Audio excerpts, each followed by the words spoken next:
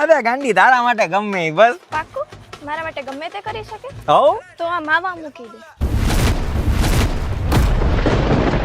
હું બોલી તું? તું આ માવા ખાવાનું મૂકી દે. હું શ્વાસ લેવાનું મૂકી દઉં, જમીન જાયદાદ ઘરેણા મૂકી દઉં, અને ગાંડી તું કેને તો તારા હાટુ મારા જીવની આયરા મારું કાચું કાઢીને તારી સામે મૂકી દઉં, પણ આ માવો નહીં.